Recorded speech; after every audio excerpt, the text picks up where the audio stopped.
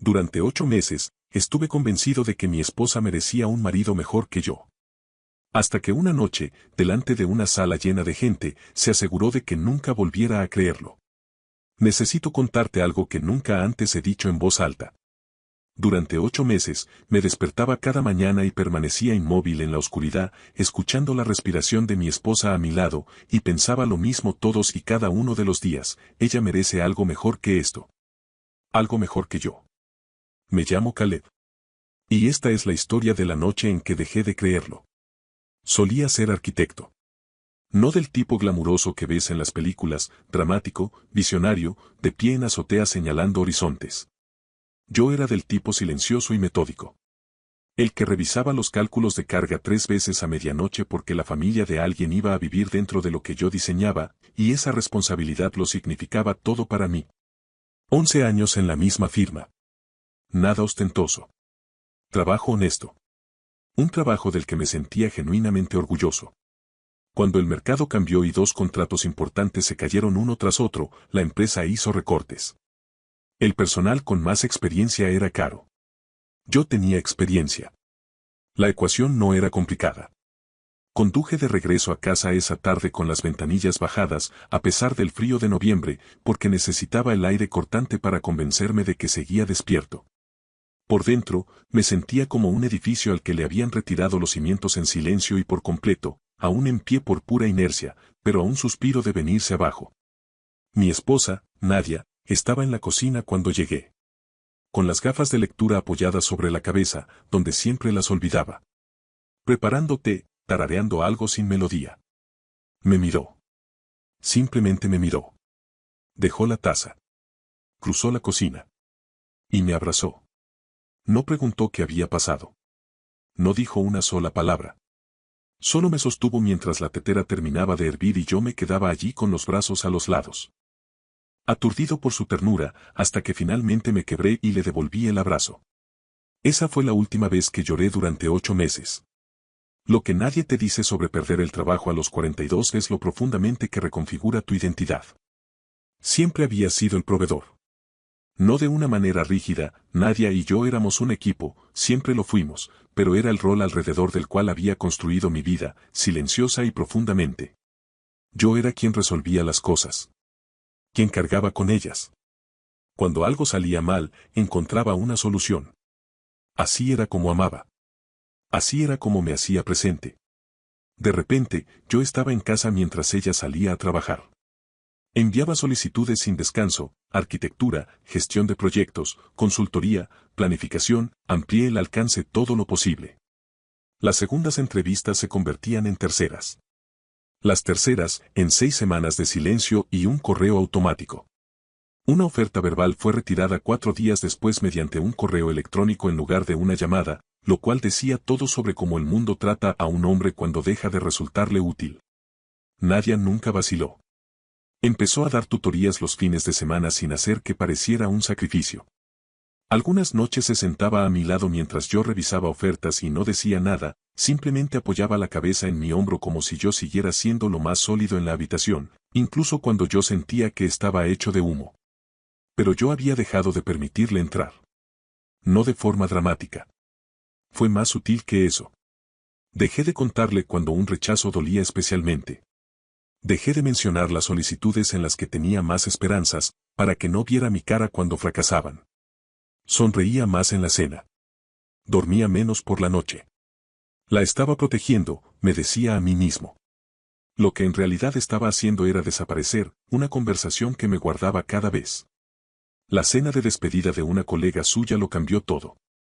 Elena era una profesora con la que Nadia había trabajado durante 9 años, se mudaba al otro lado del país por el nuevo puesto de su marido.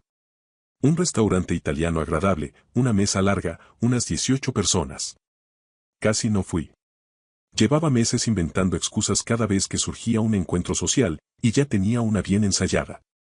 Pero nadie me lo había pedido, sin insistir, sin hacerme sentir culpable, simplemente lo pidió, de una manera que dejaba claro que era importante para ella. Así que fui. La velada fue genuinamente cálida. Historias, vino, risas espontáneas. Durante el primer tramo sentí algo que no había sentido en meses: simplemente estar presente. No la versión desempleada de mí mismo que había estado cargando como un peso al cuello, sino simplemente Caleb.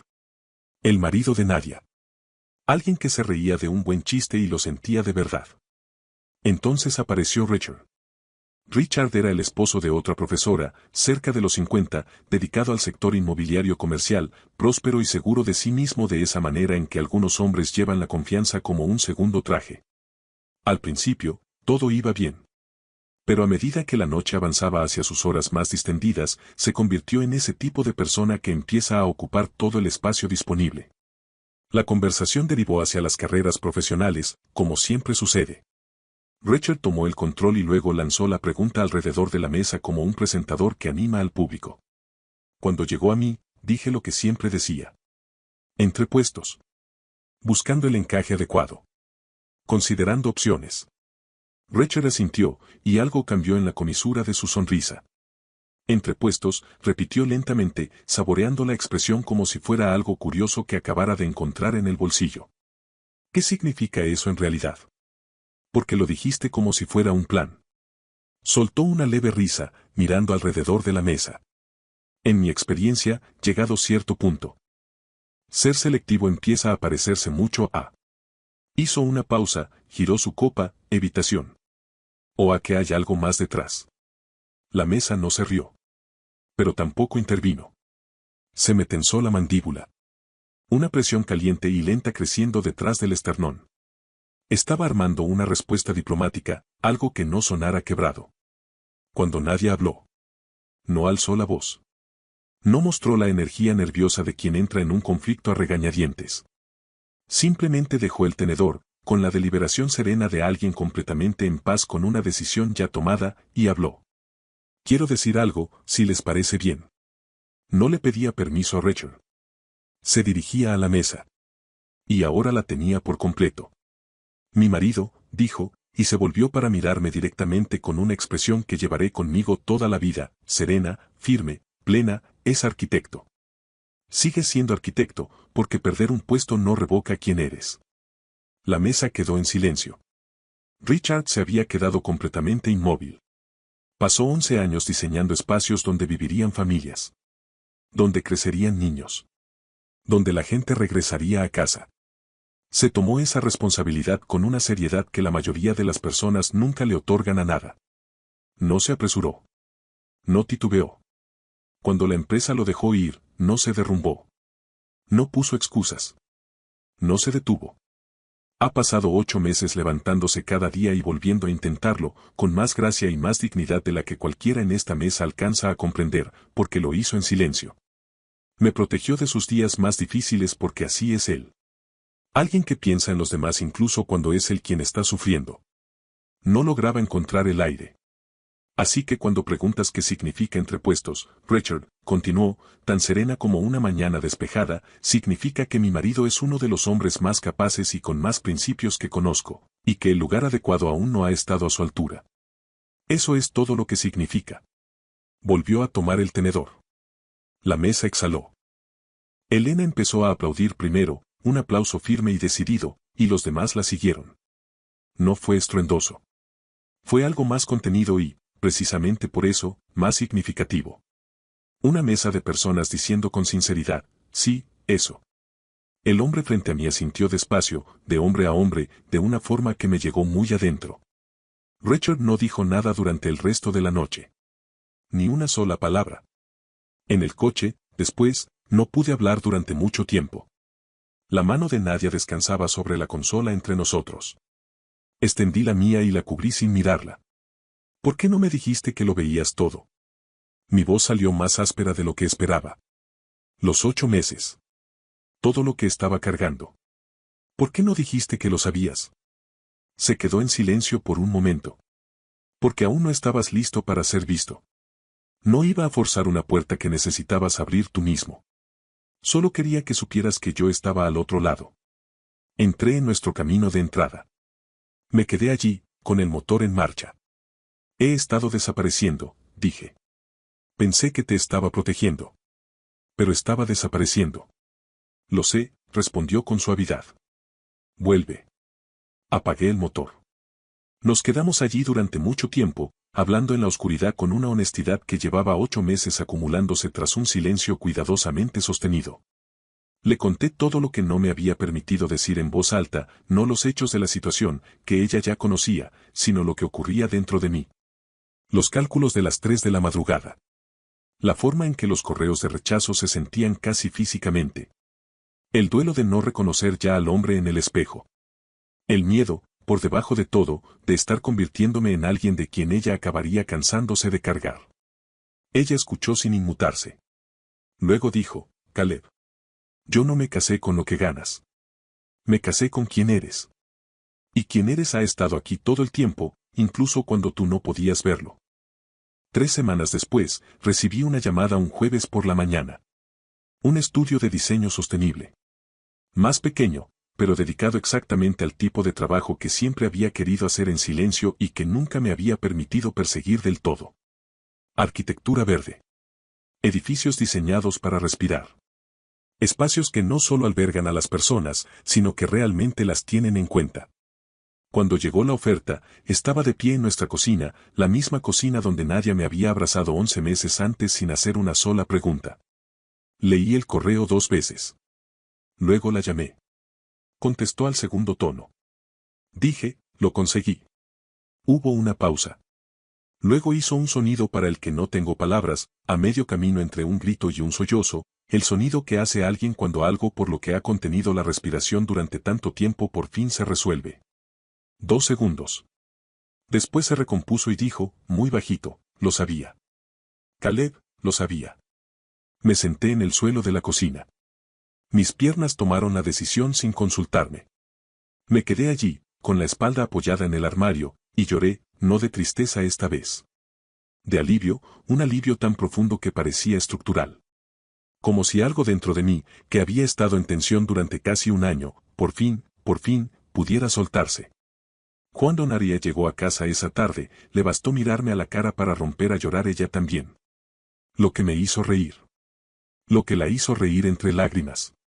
Y nos quedamos allí, en esa misma cocina, abrazándonos de nuevo, cerrando el círculo, con la tetera completamente irrelevante esta vez. Eso fue hace 2 años. La primavera pasada dirigí el diseño de un centro comunitario en un barrio que no había recibido inversión pública en 30 años. El tipo de edificio que se usa todos los días, por personas que realmente lo necesitaban. Iniciamos la obra un martes por la mañana, algo que me pareció, en silencio, perfectamente apropiado. Me quedé de pie al borde del terreno viendo cómo se removía la tierra y pensé en otro martes, en 11 meses de días difíciles, y en una mujer que nunca me dejó creer que yo estaba acabado. El mes pasado celebramos nuestro 9º aniversario.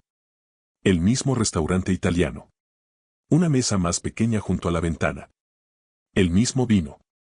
En un momento dado, Nadia me sorprendió mirándola a la luz de las velas y alzó una ceja. ¿Qué? Nada, dije. Solo pensaba en lo cerca que estuve de no venir a esa cena. Sonrió, esa sonrisa pequeña, la auténtica. Lo sé. Me alegra que vinieras. Sí, respondí. A mí también. Regresamos caminando a casa porque la noche estaba despejada y ninguno de los dos tenía prisa, como se camina cuando hay un buen lugar al que volver. Su mano en la mía. La ciudad en silencio a nuestro alrededor. Existe una versión de esta historia en la que sigo desapareciendo. En la que el silencio entre nosotros se vuelve lo bastante denso como para hacerse permanente. En la que 8 meses se convierten en un año y luego en algo de lo que dejamos de hablar por completo. En la que me convenzo tan profundamente de que ella merece algo mejor que, sin darme cuenta, acabo haciendo que sea cierto, al convertirme en alguien a quien ella ya no reconoce del todo. He pensado en esa versión. Creo que todo hombre que ha pasado por algo así lo ha hecho. Pero yo me casé con alguien que dejó su tenedor sobre la mesa. Que se puso de pie delante de una sala llena de gente, no para avergonzar a nadie, no para ganar nada, sino para asegurarse de que su marido supiera, de forma pública e inequívoca, que ella lo veía con claridad. Y que no se iba a ir a ninguna parte. Eso no es poca cosa. Ese es el tipo de amor que no espera a tus mejores días. Te encuentra en los peores, en cocinas, en entradas oscuras, en restaurantes, y te dice lo mismo cada vez, con palabras distintas pero con un significado idéntico. No estás solo en esto. Te elegí. Y te sigo eligiendo. Si tienes a alguien así, espero que lo sepas. Espero que se lo digas. Y si has estado desapareciendo, en silencio, con cuidado, con la mejor de las intenciones, espero que hagas lo que ella me pidió aquella noche en nuestro camino de entrada. Vuelve. Te están esperando. Y lo han estado haciendo durante más tiempo del que imaginas.